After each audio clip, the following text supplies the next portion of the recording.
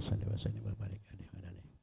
Ya Rabbi bil Mustafa balli maqasidana واغفر لنا ما مضى يا واسع الكرم يا ربي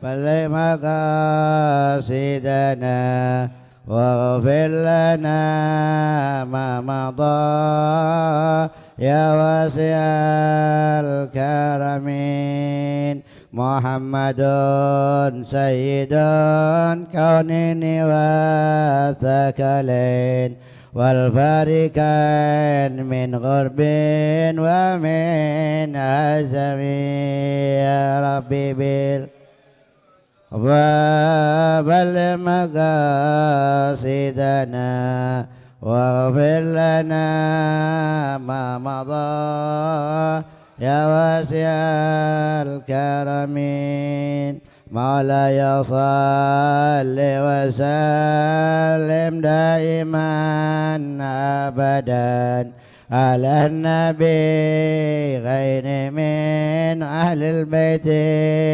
كلهم يا ربي بالمصطفى بلغ مقاصدنا واغفر لنا ما مضى يا واسع هو الحبيب الذي ترجى شفاعته لكل حال من الأهوال متهمين يا ربي مصطفى بلغ مقاصدنا واغفر لنا ما مضى يا واسع الكرم يا ربي بالمصطفى بلغ مقاصدنا واغفر لنا ما مضى يا واسع الكرم يا ربي بالمصطفى.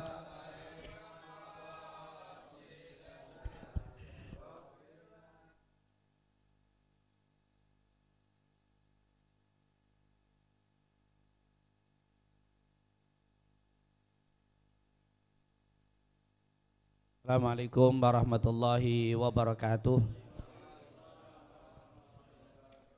Alhamdulillah wassalatu wassalamu ala rasulillah wa ala alihi wa man walah. Rabbi syrah li sadri wa yassir li amri wahlul 'uqdatam bil lisan yafqahu qawli. Subhanaka la ilma lana illa ma 'allamtana innaka antal alimul hakim. Amma ba'd. Segala puja dan puji kehadirat Allah, salawat serta salam kepada junjungan kita Nabi Muhammad sallallahu alaihi wasallam, para keluarga, sahabat, tabi'in serta seluruh umat yang selalu beristiqamah mengikuti sunnah-sunnah hingga yaumul qiyamah. Alhamdulillah, di hari ini kita dapat kembali melaksanakan ibadah yang diwajibkan kepada kita sebagai umat Nabi Muhammad sallallahu alaihi wasallam, yaitu mendirikan salat maghrib secara berjamaah. Semoga apa yang telah kita lakukan semua diterima oleh Allah Subhanahu wa taala. Amin ya rabbal alamin. Kembali di kesempatan yang mulia ini kita melanjutkan pembahasan kita, masih berbicara tentang fiqhus shalah.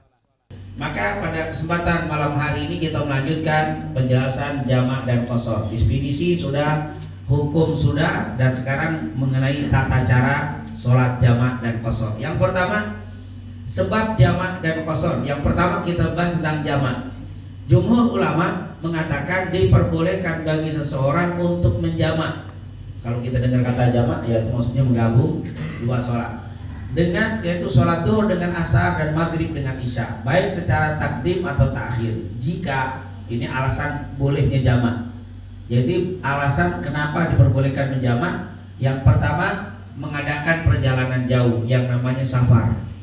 Safar ini di atas 84 kilo keluar kota. Jadi kalau kita di dalam kota muter-muter, walaupun sudah lebih 80 kilo tetap nggak dapat apa? Jamak. Dari sini berangkat ke Priuk, Dari Priuk lanjut ke bandara, dari bandara lanjut ke Ciledug, dari Ciledug ke Tanah Abang, Tanah Abang ke sini lama-lama lebih dari berapa? 84. Apakah dihitung safar? Belum. Karena safar itu disebut safar jarak 84 kilo, ada yang 86 kilo keluar kota. Itu namanya safar. Jadi safar itu syaratnya dua, keluar kota dan jaraknya 84, ada yang mengatakan 86, di atas 80 kilo. Itu namanya safar. Jadi kalau safar maka boleh menjamak. Yang kedua, dalam keadaan perang. Ini jelas dalam keadaan perang ini boleh dijamak. Maksudnya perang beneran ya, bukan perang batin. Perang batin itu beda. Ini perang beneran fisik, itu boleh dijamak. Yang ketiga, hujan yang deras sampai turun hujan, artinya angin itu serem. Kalau kita mau kemana, keluar mau sholat, anginnya kencang, itu nggak usah. Maka boleh, bahkan boleh dijamak sholatnya. Walaupun nggak musafir, nggak perang, tapi kondisi iklim yang berbahaya. Karena nanti sekali waktu kita sudah sholat duhur, pas mau sholat asar terjadi sesuatu, akhirnya kita nggak mengerjakan sholat asar. Dikhawatirkan terjadi seperti itu, maka kita boleh menjamak. Dan saat di Arafah dan Muzdalifah bagi orang yang berhaji. Tapi kalau yang nggak berhaji jalan-jalan ke Muzdalifah, Arafah bukan dijamak. Ini bagi orang yang berhaji. Insya Allah Allah berikan rizki, Allah berikan kesempatan sehat, kita bisa berangkat haji semua. Amin ya rabbal alamin. Ini merupakan amalan atau sebab yang telah disepakati. Ini sepakat. Bagaimana dengan sebab yang lainnya? Nah ini sebab sepakat, yang 4 ini sepakat dijamak, ini sudah tidak ada perbedaan, boleh. Lalu bagaimana dengan sebab lainnya? Seperti di sini, maka ada perbedaan. Malikiyah ditambah dengan lumpur di kegelapan, itu boleh. Mazhab Malikiyah, habis hujan tadi kenceng, jalanan becek, lumpur, kita mau jalan ke masjid lumpur, maka susah, maka di situ diperbolehkan dalam mazhab Malikiyah. Tapi Ustaz, ini sekarang kita di gedung atau di rumah, nggak keluar rumah, maka enggak. Karena zaman dulu kalau mau wudhu itu harus keluar, karena kamar mandi nggak ada di dalam. Kalau sekarang kan bisa di rumah, wudhu sendiri di rumah, mau becek di luar kan nggak ada urusan. Ini kondisi kalau wudhunya harus keluar, becek, nggak hujan, tapi lumpur, gelap lagi, khawatir jatuh, khawatir berbahaya. Maka di saat itu datang keluar dari rumah, wudhu sekali, pulang langsung jamak, diperbolehkan. Ini kan kondisi, ini kan tidak musafir, tidak dalam keadaan perang, tidak hujan, tidak di Arafah, tapi boleh dalam keadaan lumpur di kegelapan malam yang bahaya. Yang kedua, sakit. Ini mazhab Malikiyah, orang sakit boleh dijamak. Ketika dia sudah diinfus, datang waktu sholat maghrib, suruh aja wudhu, habis itu langsung aja maghrib dan isya dijamak. Nggak usah nanti dicopot dulu wudhu, habis sholat maghrib selesai dicopot lagi, wudhu, sholat maghrib lagi, sholat isya lagi, susah. Maka ini boleh untuk orang sakit. Atau nggak kena infus tapi meriah, menggigil, berat mau sholat, udah langsung sholat wudhu, langsung jamak saja, jangan dikosor. Ini cerita jamak dulu. Jadi sholat duhur 4, langsung sholat asar, tidur istirahat dalam keadaan menggigil. Atau maghrib dan isya ya. Kadang-kadang kalau orang lagi sakit, imam kena air itu jadi berat itu. Maka saat kondisi seperti itu boleh menjamak dalam keadaan sakit. Tapi sakitnya tadi ya berkaitan dengan air. Tapi kalau bisul pengaruh nggak sama nggak ada pengaruh, tetap nggak bisa karena lagi sakit bisul terus jamak sholatnya, jangan, itu nggak ada urusan. Ini meriang atau sulit kena infus, nah itu, atau kondisi mau jalan susah, mau ke kamar mandi itu harus dibopong, maka udah langsung wudhu jamak maghrib dan isya. Itu mazhab Malikiyah diperbolehkan.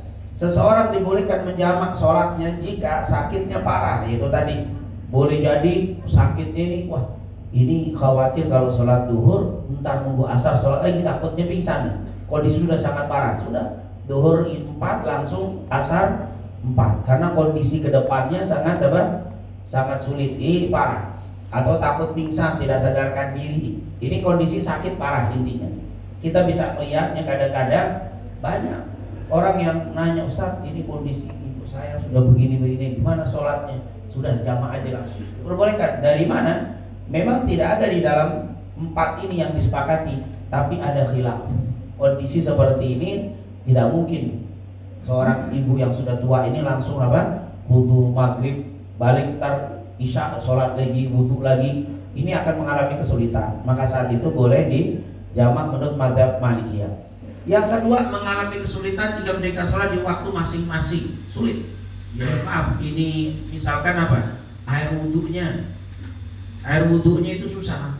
Maaf, kalau di Jakarta aman, tapi kalau di kampung wudhunya harus harus ke kali. Sementara sudah fisiknya sudah lemah, sudah susah.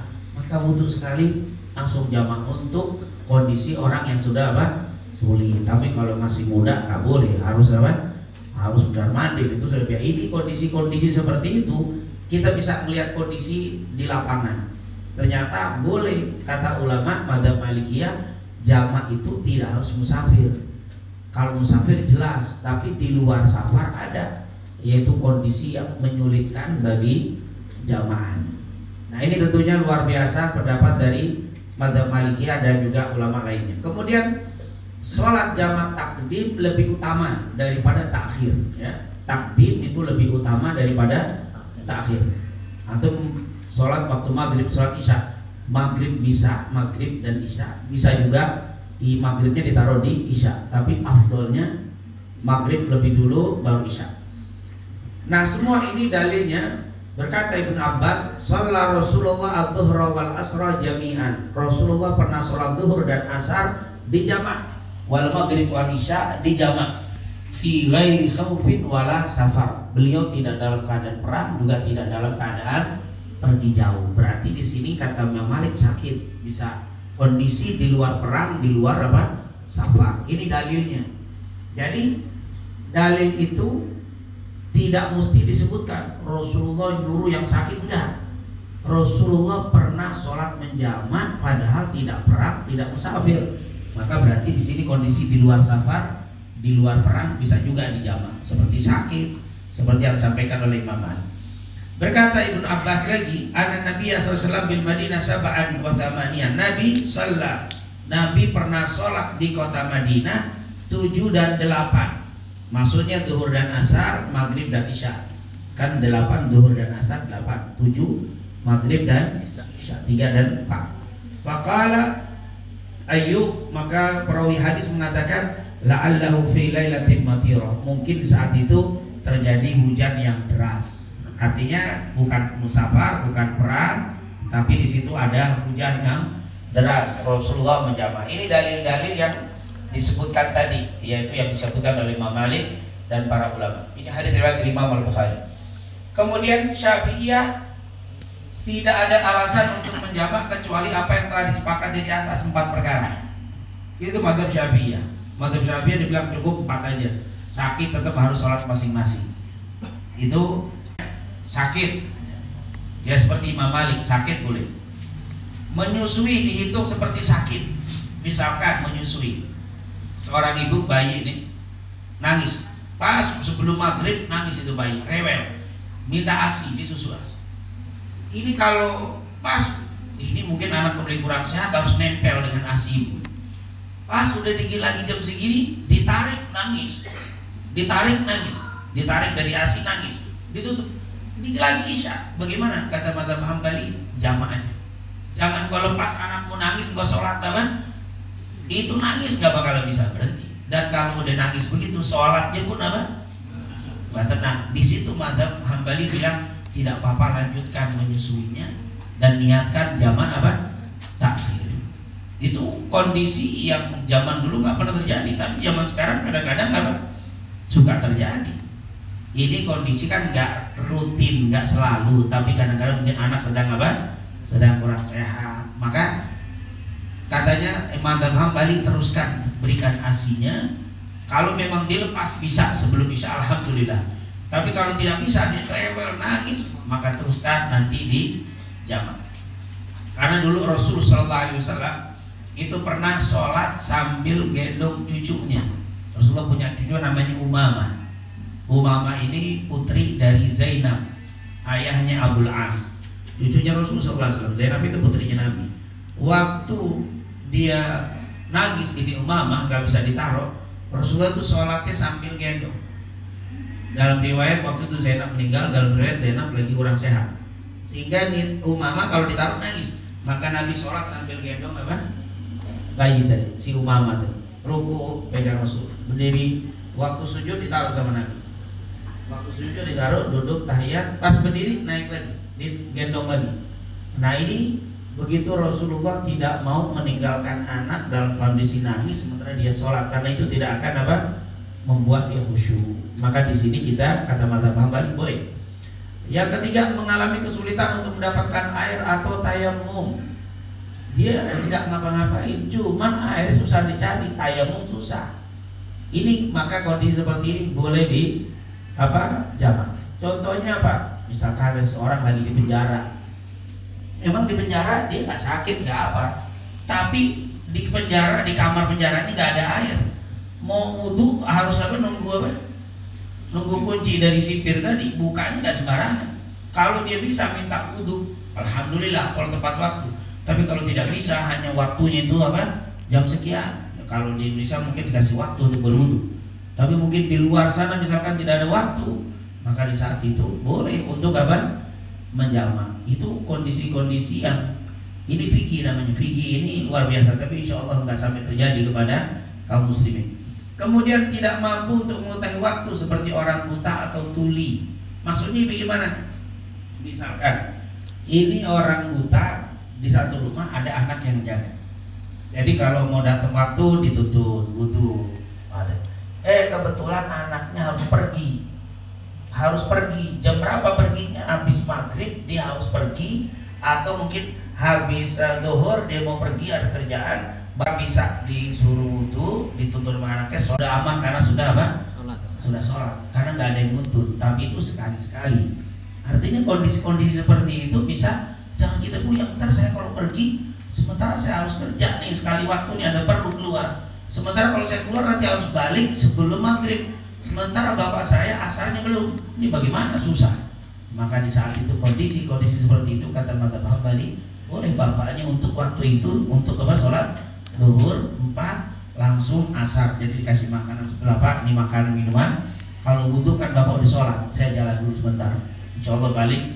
Nah ternyata baliknya maghrib aman karena bapaknya udah udah sholat. Karena kalau wudu, kalau yang buta nggak ngerti, wah ini lu nggak bisa ngambil nggak bisa ngambil air wudu. Salasilul baul itu kalau bahasa fikih itu namanya dol ya. Orang tua yang kencingnya itu nggak bisa nggak bisa tahan, keluar aja itu dol, geser. Karena bisa terjadi kata Imam Nawawi karena umur yang sudah lanjut usia.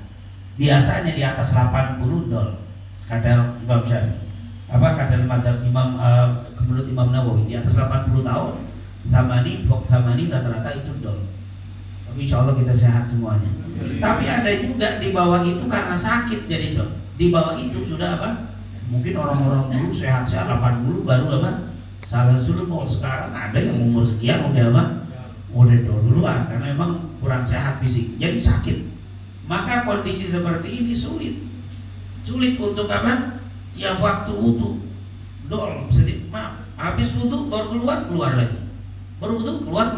Kalau begini sudah nggak bisa ditahan. Nah kita kan alhamdulillah karena sehat bisa nahan.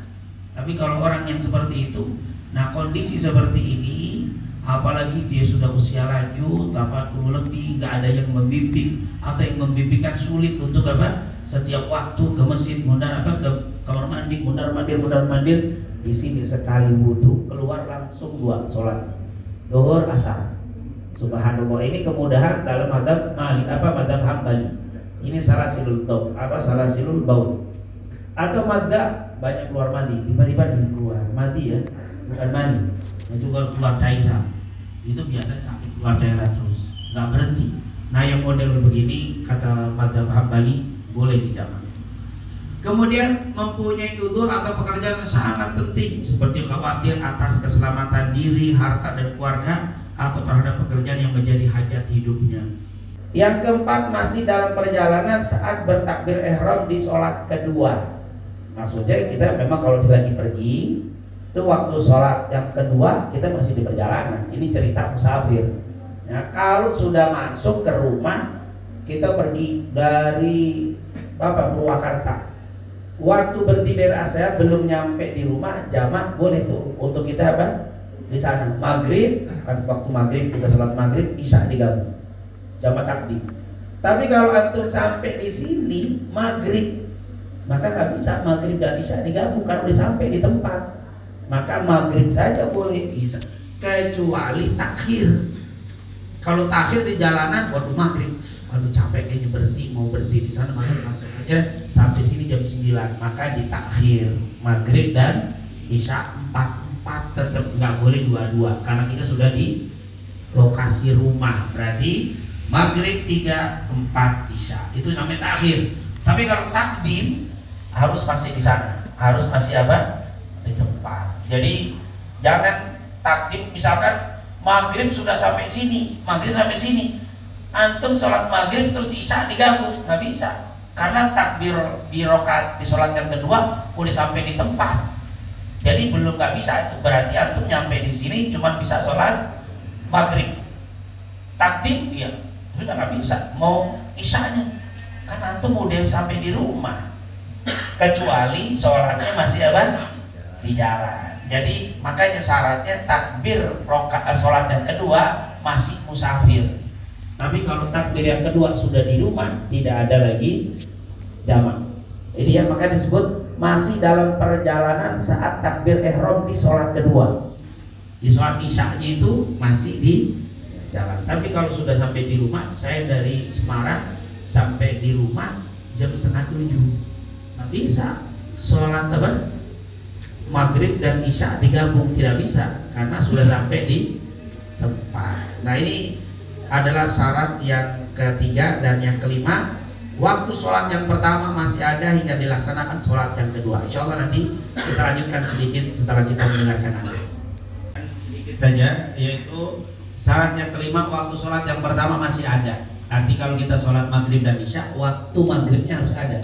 Kalau maghrib sudah tidak ada, maka tidak ada sholat takdim, yang ada adalah takhir. Jadi kita mau sholat, misalkan mau sholat jamak maghrib isya jam segini, ya nggak bisa, udah keluar barusan maghrib sudah selesai. Jadi kalau begini berarti sholatnya takhir namanya. Makanya kalau nanti timbul mau ragu, ini maghrib sudah isya apa belum ya maghrib? Saya masih ada apa belum? Jangan takdim, mendingan kita akhir saja. Kalau timbul kan suka ada nih, kita mau sholat pas sampai di rest area atau berhenti di rumah kamu, kita mau sholat, masih ada nggak waktu maghrib isya? Jam 7 kurang, udah isya apa belum? Ragu-ragu, lebih baik ditakhir saja daripada kita niat takdim nggak taunya maghrib udah habis, batal dua-duanya. Lebih baik di takhir, lebih aman. Tapi kalau 6:30 udah bisa maghrib dan isya. Jadi di sini waktu sholat yang pertama masih ada hingga dilaksanakan sholat yang kedua. Jadi masih ada itu waktunya. Dan yang terakhir, sahnya sholat yang pertama. Artinya kita sholat maghrib dan isya, sholat maghribnya sah, baru sholat kedua sah. Tapi pas sholat maghrib selesai, tiba-tiba bolong kainnya, atau istri bilang, Pak itu kain najis, terus bagaimana? Nggak bisa, antum sholat isya harus ngulang sholat maghrib dulu. Jangan nggak apa-apa deh, ganti kain tinggal sholat isya antar maghrib, nggak bisa. Tidak sah sholat kedua sebelum yang pertama sah. Itu jadi karena dia rentetan, satu rentetan, dia harus harus sah yang pertama, maka yang kedua baru bisa sah. Yang pertama tidak sah, maka yang kedua tidak sah. Jadi hati-hati untuk sholat yang pertama itu. Kemudian syarat jamak takhir itu nggak terlalu banyak. Yang pertama, niat untuk sholat jamak takhir sebelum keluar waktunya sholat yang pertama. Misalkan kita lagi di jalan atau lagi kita lagi musafir nih, oh iya udah waktu maghrib nih, ya udah deh kita niatin sholat isya maghribnya di takhir. Nah itu harus ada niat, saya insya Allah mentakhir sholat maghrib saya ke isya. Itu namanya sholat niat sebelum masuk waktu isya. Jadi nggak boleh kita di mobil misalkan, Pak kita sholat maghrib takdim isya apa takhir nih, ntar dia lihat kalau memang sampai di rest area masih ada waktu isya, masih ada maghrib kita takdim. Kalau memang nggak ada kita takhir, batal dosa. Harus ngambil jalan, oh ya ditakhir aja. Berarti itu namanya niat sudah ada sebelum maghribnya keluar. Tapi kalau sudah maghribnya keluar baru niat, nggak kena. Jadi harus ada niat sebelum waktu pertama hilang. Inilah yang mencegah. Ada yang mengatakan seandainya ada orang yang bilang, saya pengen sholat maghribnya nanti di waktu isya. Dia ngomong setengah 6, setengah 7. Dia masuk maghrib, dia sudah niat. Tiba-tiba di jalan dia meninggal. Apakah hukumnya meninggalkan sholat? Padahal dia belum sholat. Baru sampai di tempat jam 7 meninggal, dia belum sholat. Enggak, dihitung sudah sholat karena sudah niat mentakhir. Itulah mencegah supaya kalau ada apa-apa terhitung dia sudah sholat. Maka di sini harus diniatkan di awal. Jadi nggak boleh gambling ya. Pak, kita sholat maghrib ditakdim atau akhir? Ntar lihat. Kalau memang sampai sebelum maghrib kita takdim. Tapi kalau belum kita takhir, nggak bisa. Antum harus jelas ngambilnya takdim apa takhir. Kalau takdim udah pasti berhenti. Kalau takhir aman. Saya mau takhir aja karena kayaknya sampai ini bisa lewat jam 7, bisa jam 7 pas. Udah takhir aja. Jadi harus ada niat takhir sebelum waktu yang pertama apa keluar, belum habis.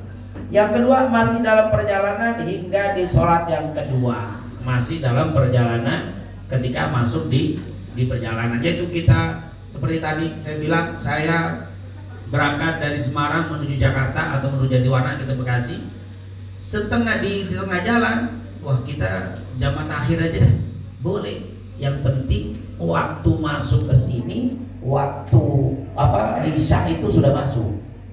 Jangan kita masuk ke sini baru maghrib setengah 7, nggak bisa di jamak akhir. Tapi masuk sini jam 9.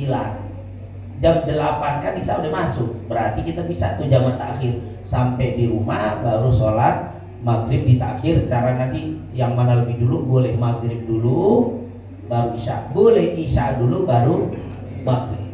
Nah itu hal yang bebas dibanding takdim. Takdim nggak boleh ada pilihan, harus maghrib dulu baru isya. Kalau takhir nggak harus maghrib dulu atau nggak harus isya dulu. Maka nanti ada hadis, kedepankan yang punya waktu. Itu hadisnya, maka timbullah khilaf.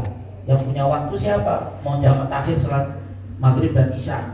Yang punya waktu siapa? Isya, berarti isya dulu baru maghrib. Tapi yang punya waktu ada yang bilang maghrib dulu sebelum isya, karena maghrib duluan baru isya, maka maghrib baru isya. Ini khilaf di antara ulama, gak ada masalah. Ini yang penting syarat rukunnya ini. Nah kemudian baru lafadz niat sholat jamak takhir duhur dan asar, lafadz niat jamak takhir maghrib dan isya. Seperti ini adalah contohnya. Nah saya kadang-kadang yang niatnya itu ngapalinya nggak hafal-hafal. Ya tentu yang paling afdol dihafal. Tapi kalau tidak, kata ulama juga bisa kita berdiri. Saya niat sholat maghrib dan isya di jamak takdim, yaitu di jamak takdim. Kalau nggak qasar, jamak takdim saja. Tapi kalau di qasar, jamak takdim qasran, yaitu qasar maghrib 3, isya 2. Itu kalau yang sulit, karena saya banyak ngajarin banyak lupa. Lafaz apa? Usolli fardhu dhuhri 4 rakaat majmu'an bil asri. Ini apa? Jamak takhir lillahi ta'ala. Ini kalau dilafazkan dengan ini, karena jarang-jarang akhirnya suka lupa. Tapi kalau sholat biasa kan tiap hari apa usolli fardhu dhuhri itu lengket itu. Tapi kalau ini nih suka apa? Suka lupa. Tapi nggak apa-apa. Kita punya bisa difoto, nanti kita mau sholat baca kita bisa melaksanakan ini. Nah nanti ada lafaz yang berbeda, nggak ada masalah. Yang penting dia itu sebenarnya ada lafaz-lafaz yang berbeda, sama seperti wudhu. Nawaitu taharata liso, nawaitul wudhu li rafil hadatsil asghar, ada. Tapi maknanya sebenarnya apa? Sama. Kita nggak ada masalah. Bahkan di dalam mazhab Hambali nggak pakai talafut pun boleh, tapi niatnya tetap harus ada di dalam hati. Tapi yang paling aman kita mazhab Syafi'i, talafut itu mustahab.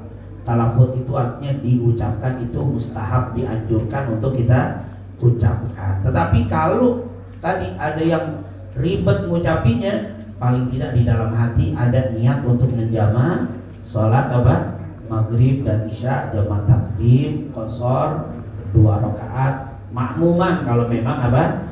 Makmuman kalau memang kita imaman lillahi ta'ala. Insyaallah tinggal pertemuan satu kali lagi terakhir membahas tentang jamaah dan qashar. Karena ini baru jamaah nih, belum apa?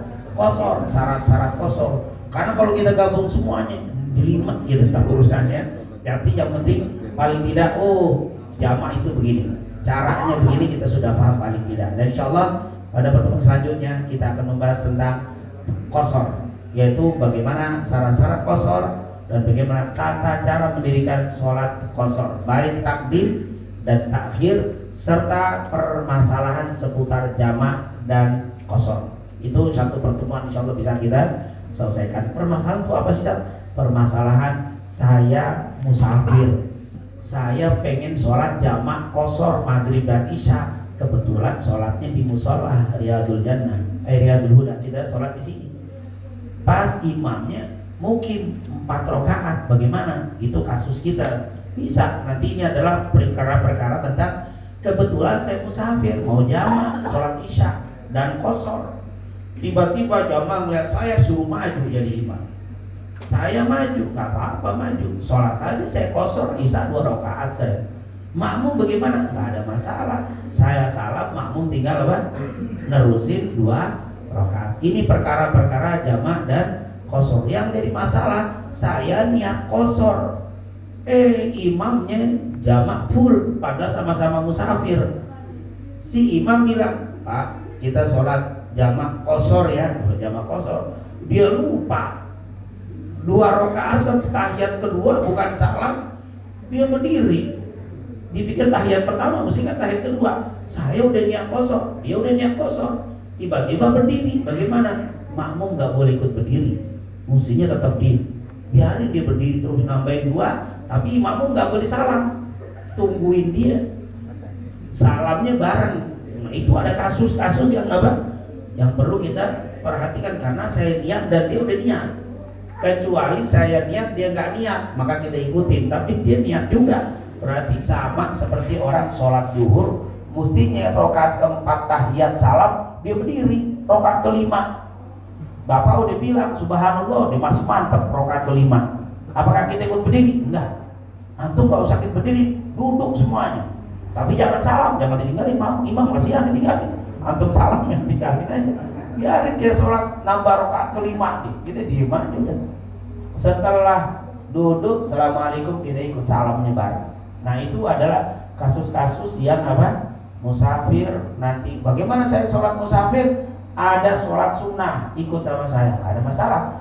Saya sholat musafir kesini sudah bubar. Ada orang sholat sunnah ba'diyah, saya musafir, saya ikut, boleh apa enggak? Saya memang sholat wajib tapi safar, imamnya sholat sunnah. Ini kasus-kasus yang berkaitan dengan sholat yang insya Allah akan kita bahas pada pertemuan akan datang. Semoga Allah berikan panjang umur, sehat walafiat, diberikan keistiqomahan kepada kita semuanya untuk mempelajari syariat Rasulullah SAW, dan selalu Allah berikan kepada kita ilmu yang manfaat, yang membawa kebahagiaan dan keselamatan dunia wal akhirah. Amin ya rabbal alamin. Rabbana taqabbal minna innaka antas samiul alim wa tub alaina innaka antat tawwabur rahim. Allahumma inna nas'aluka ilman nafi'an wa rizqan thayyiban wa amalan salihan maqbula. Wa sallallahu ala sayyidina Muhammadin wa ala alihi wa sahbihi wasallam.